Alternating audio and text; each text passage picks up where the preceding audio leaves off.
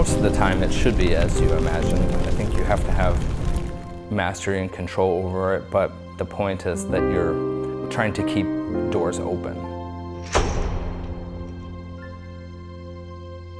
I chose煤球as a name because it has that kind of dao quality. I first came to China in 2007 and I went to Beijing, and it was right before the Olympics started. It was really interesting to go to Beijing at that time because so much was changing in a short period of time. I've lived for a while in Shenzhen 10 years ago, and at that time Shenzhen was this really kind of place full of possibilities, and it was attracting a lot of people who wanted that possibility and to start something new and do something. It was a city full of China dreams.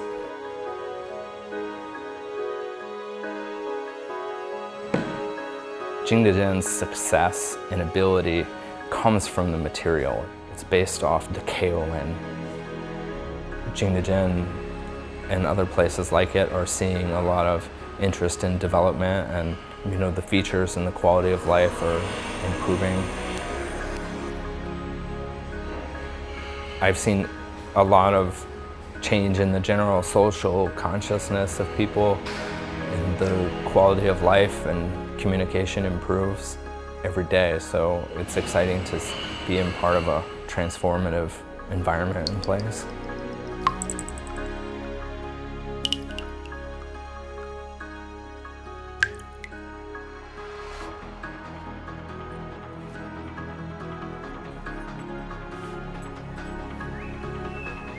I first came to Jingdezhen in 2014 for a project, but since then I've started my own small studio in the historic part of town, and here I have my studio in this traditional old house, and I keep my garden and my kiln here, and I do part of my work here.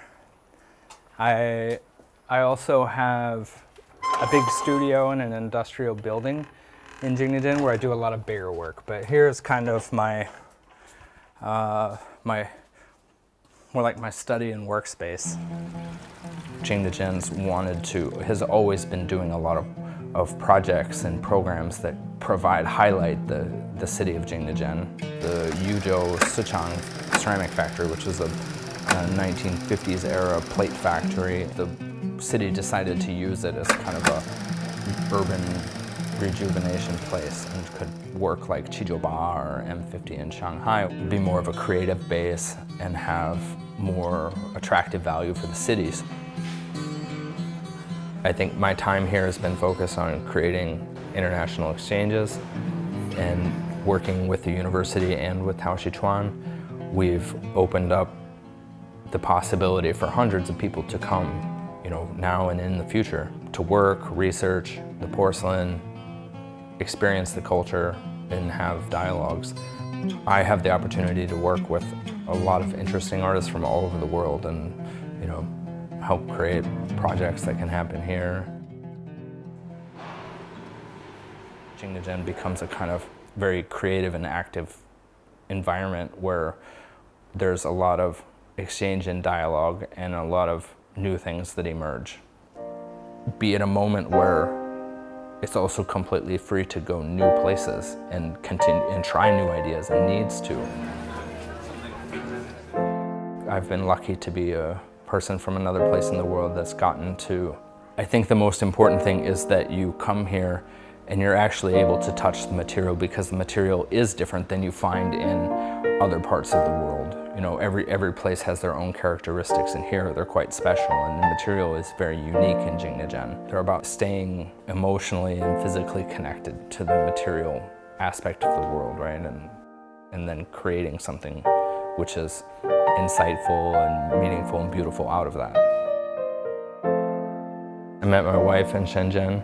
We're both arts and media professionals, and we met in that industry, working together. But my wife, she's a Jingdezhen native. I think our destiny was that Jingdezhen would eventually catch us. We're pretty shared in our ideas and our plans and for the future. We find common ground well. I think we probably only argue too often about drinking hot or cold water. I think, you know, in China they say the rice needs salt or something like that, but maybe in Jingdezhen it's more like the clay needs water. You know, when I had a son in China, I realized that in another way I'm also a Chinese father. That's something to be proud of for him and for me. So I think for me as an artist and all my work is just to keep it real. You know, we're responsible for the continuing story of ceramics, and I think ceramics will stay relevant and important to society and culture in the future.